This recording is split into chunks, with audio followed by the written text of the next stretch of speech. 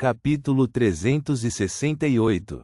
Os pilares de pedra do antigo e majestoso palácio sustentavam a alta cúpula. Klein estava sentado na ponta da longa mesa de bronze, segurando um frasco marrom translúcido. Ele verificou várias vezes, mas não sentiu nenhum perigo. Vamos começar. Ele conjurou uma caneta e papel e escreveu a declaração de adivinhação, sua origem. Guardando a caneta tinteiro e preparando-se para um possível dano, Klein olhou para o papel e para o frasco de veneno biológico, recostou-se na cadeira e entrou em cogitação enquanto recitava a declaração. Logo, ele entrou em um mundo de sonho cinza nebuloso e viu um quarto escuro, mas espaçoso. Havia cobras reais, viúvas negras e outras plantas e animais estranhos na sala. Foi uma cena confusa e angustiante. Um homem de meia-idade em um jaleco branco estava parado em frente a uma longa mesa no meio da sala. Ele jogou o fel 2 de cobra e o veneno de aranha no enorme pote preto que pendia do teto. No final, ele até colocou alguns itens que possuíam um forte brilho espiritual. Por exemplo, eles às vezes se dispersavam em um gás preto e outras vezes se condensavam em objetos verde escuros em forma de pulmão.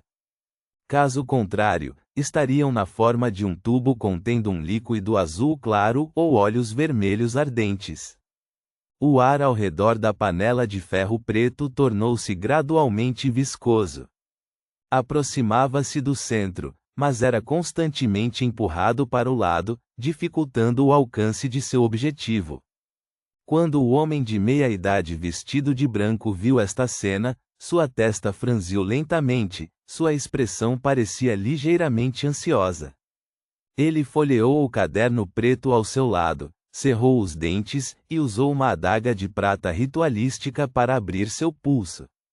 Gotas de sangue fresco pingavam na panela de ferro preto, aparentemente dando vida ao seu conteúdo instantaneamente. Uma terrível força de sucção de repente entrou em erupção, sugando todo o ar viscoso ao seu redor. O sangue escarlate que ainda não havia saído de seu pulso foi totalmente sugado para dentro dele. E isso não era tudo. Independentemente de como o homem de meia-idade vestido de branco lutou para resistir, ou como revelou uma expressão apavorada, ele não conseguiu evitar que seu corpo se aproximasse da panela de ferro. Teve o corpo esticado, a cabeça comprimida e, em meio aos gritos, foi devorado, aos poucos, pela panela. Os espécimes pendurados, plantas e qualquer coisa que pudesse se mover ou ser movida, todos voaram para a panela. A névoa marrom de repente encheu a sala, fluindo e diminuindo silenciosamente. Quando tudo acabou, a sala estava vazia, exceto pelo frasco marrom e translúcido que jazia silenciosamente no meio da clareira. Reticências. A cena rapidamente desapareceu e o mundo dos sonhos se despedaçou. Klein abriu os olhos e murmurou para si mesmo: então o frasco de veneno biológico é produto de um experimento. Eu pensei que era uma característica do Beyonder deixada por algum Beyonder. Se fosse esse o caso, eu teria sido capaz de adivinhar uma fórmula. Para Klein, a espiritualidade de um descontrolado e a característica Beyonder, bem como a característica Beyonder que foi contaminada por um deus maligno, poderiam ser usadas para adivinhar uma fórmula. Assim como o olho todo preto que o mestre das marionetes Rosago deixou para trás. Foi graças aos efeitos de isolamento da névoa cinza, e como o espaço misterioso foi capaz de eliminar as influências negativas, que lhe deu a capacidade de adivinhar. Claro, uma característica de Beyonder envolvia muitos outros fatores adicionais. Em teoria, as chances de fracasso eram extremamente altas, mas Klein só teve confiança depois de avançar para mágico. Da mesma forma, um artefato selado formado pelas características de Beyonder também pode ser usado para adivinhar a fórmula de uma poção. No entanto, se fossem principalmente ingredientes, então através dos processos de produção e experimentos perigosos feitos por um artesão ou outros Beyonders, transformando-os em itens místicos, então a adivinhação de Klein seria inútil em seu estado atual. Mesmo com o efeito de aprimoramento proporcionado pelo espaço misterioso acima da névoa cinza, era inútil. Nada mal. Pelo menos eu não preciso mais me preocupar com o frasco de veneno biológico tendo quaisquer outros riscos latentes. Klein olhou para a presa do lobisomem e sabiamente abandonou sua curiosidade. Reticências. No Burgo Imperatriz, a opulenta vila do Conde Hall, Audrey continuou seus estudos de psicologia. A seus pés, a enorme Golden Retriever, Suzy, estava sentada ali, com os olhos brilhando. De vez em quando, ela abanava o rabo, como se gostasse da cena. A psiquiatra Escalante terminou o material de apresentação e deliberadamente fez uma observação casual. Na verdade, existe essa teoria. Acredita-se que os humanos herdariam uma certa quantidade da consciência de seus ancestrais ao longo das gerações, assim, formando a lógica subjacente dos padrões de comportamento de alguém. Por exemplo, embora muitas pessoas nunca tenham visto uma cobra venenosa, elas instintivamente sentiriam medo e desejariam evitá-la quando encontrassem uma. Por que é assim? Isso é teorizado como um instinto que herdamos de nossos ancestrais, algo que está escondido nos recessos mais profundos de nossa consciência. Nos tempos antigos, as pessoas lutavam constantemente com cobras venenosas e todos os tipos de animais ferozes, e gradualmente esculpiram essa memória em sua consciência e a transmitiram. Como isso é transmitido? Audrey perguntou com interesse. Escalante, com seus longos cabelos que chegavam à cintura, riu. Essa é uma pergunta muito boa. Algumas pessoas fornecem explicações que envolvem uma teoria de que a consciência de todos está realmente conectada no nível mais baixo. É uma entidade, e os traços e características deixados nesta entidade afetarão a consciência que pertence exclusivamente a elas. Por exemplo, o nível mais baixo de consciência é como um oceano sem fim. Nossa consciência única seriam as ilhas situadas no oceano e podem ser divididas em duas partes.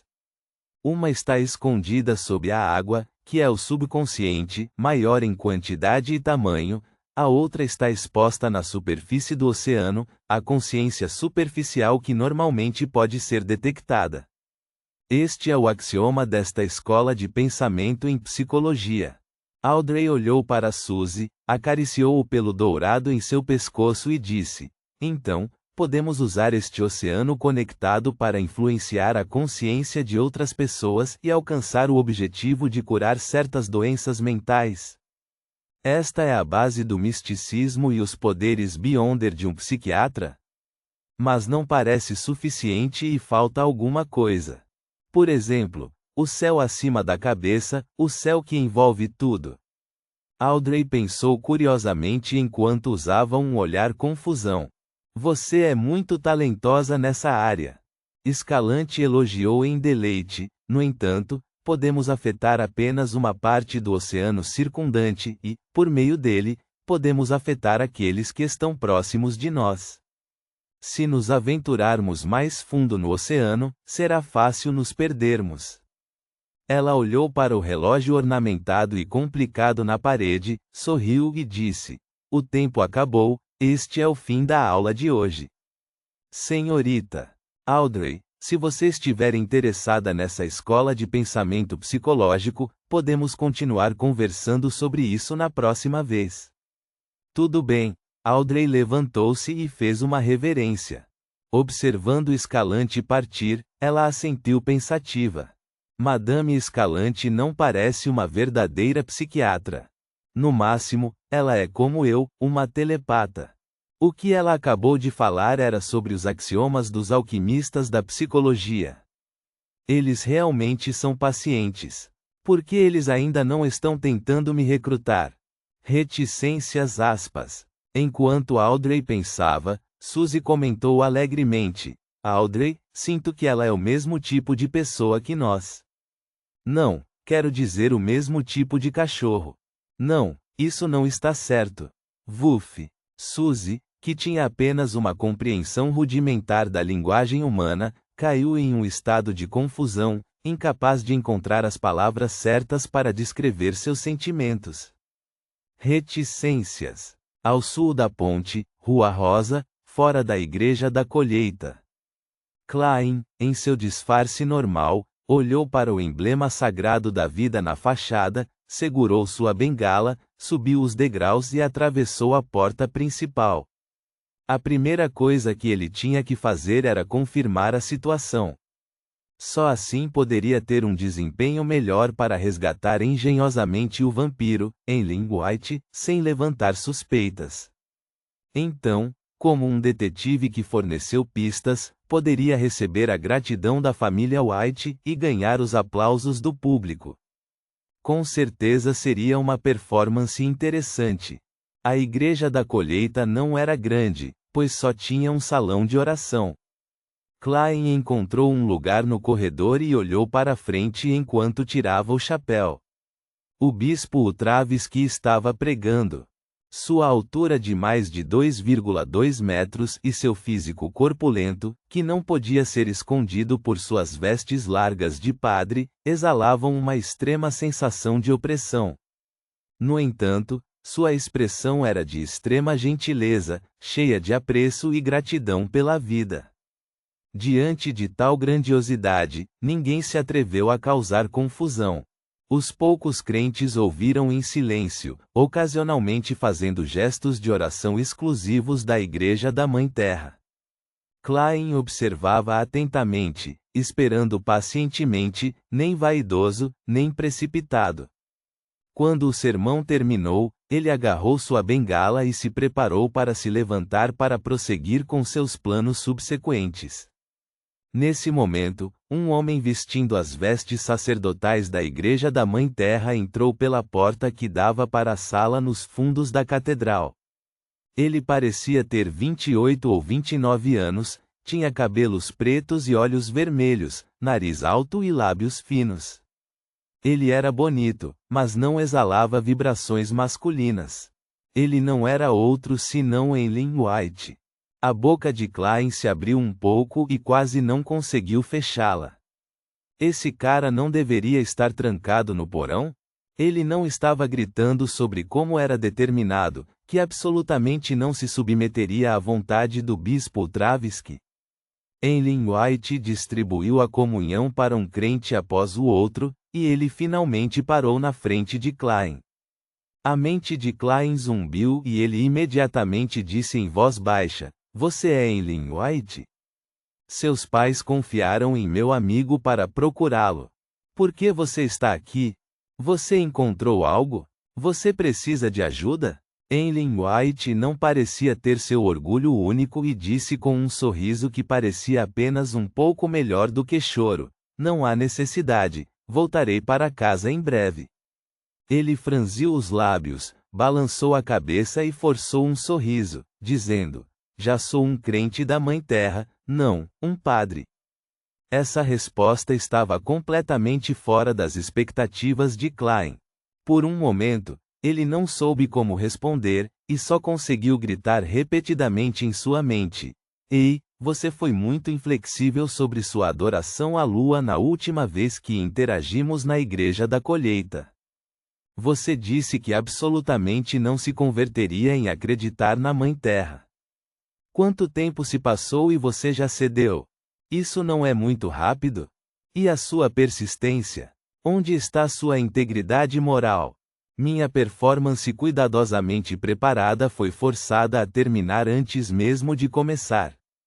E isso me pegou de surpresa. Klein abriu a boca e de repente percebeu que algo estava errado. Por que Eileen White está me informando sobre sua conversão? Eu sou apenas um detetive que acidentalmente o encontrou enquanto passava. Ele deseja que eu passe esta mensagem para seus pais? Existe outro significado por trás disso? Enquanto Klein adivinhava, Ellen White deixou de lado sua preocupação e sorriu presunçosamente. Você não tem que agir, senhor detetive. Ou devo chamá-lo de novo dono da chave mestra? Hehe, para um nobre sanguíneo, todo mundo tem um cheiro diferente e tem diferentes características de sangue. Mesmo quando eu estava trancado no porão, eu podia cheirar. Lembro-me do seu cheiro. Notas. 1. Para quem não sabe, é uma aranha. 2. Algo MT precioso para pesquisa. Ponto.